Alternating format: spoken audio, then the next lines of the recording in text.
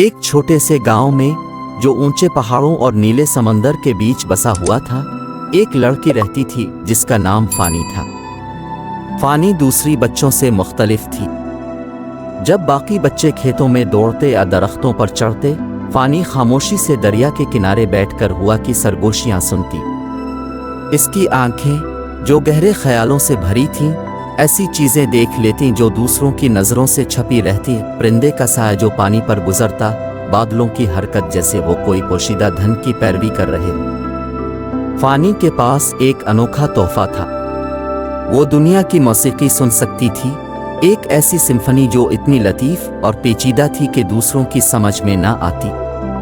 زمین کے نیچے کی ہلکی سی گونج، سمندر کی لہروں کا شور اور سرد راتوں میں آگ کی چٹکنے کی آواز، یہ سب مل کر ایک ایسی ہم آہنگی بناتے جو فانی کی روح کو چھو لیتی۔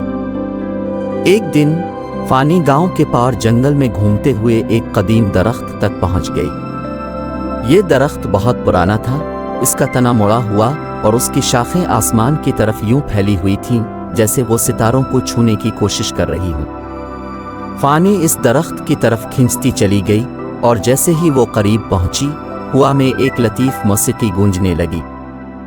فانی نے اپنا ہاتھ درخت کے تنے پر رکھا اور اچانک دنیا کی موسیقی اور بھی زیادہ واضح ہو گئی۔ اسے ایک عجیب سی گرمی نے اپنے حصار میں لے لیا۔ درخت نے فانی سے بات کی، مگر الفاظ میں نہیں بلکہ موسیقی میں۔ یہ ایک دھن تھی جو ایک قدیم داستان اور راز کی کہانی سناتی تھی۔ فانی کو احساس ہوا کہ یہ درخت عام درخت نہیں ہے، یہ گاؤں کے بھولے بسرے ماضی کا رکھوالا تھا، ایک ماضی جو جادو، حیرت اور دکھوں سے بھرا ہوا تھا۔ صدیوں سے گاؤں کے لوگ اپنی زمین کی موسیقی کو بھول چکے تھے۔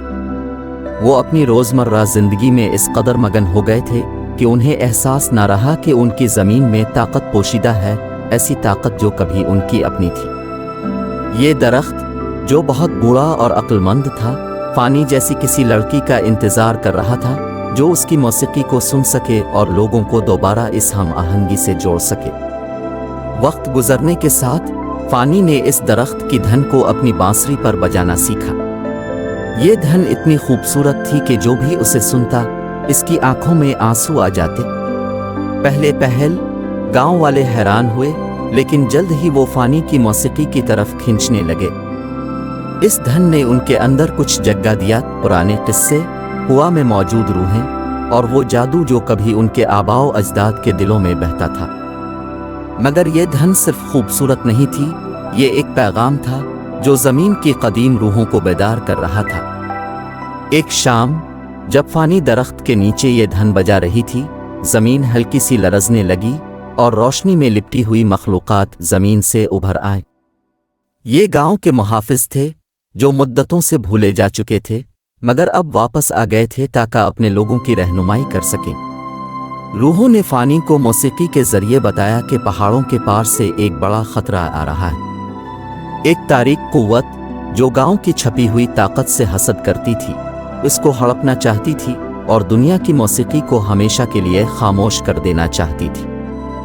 صرف لوگوں کو دوبارہ دنیا کی دھن سے جوڑ کر ہی گاؤں کو بچایا جا سکتا تھا۔ روحوں کی مدد سے فانی نے گاؤں والوں کو دوبارہ سننا سکھایا۔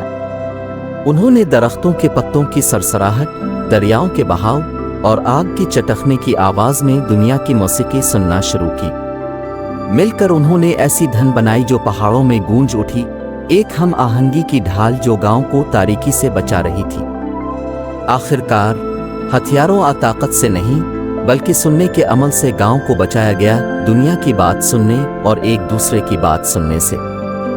فانی کی موسیقی گاؤں کا دل بن گئی، ایک یاد دہانی کے جادو ہر پتھر، درخت اور ہوا کی سانس میں موجود ہے۔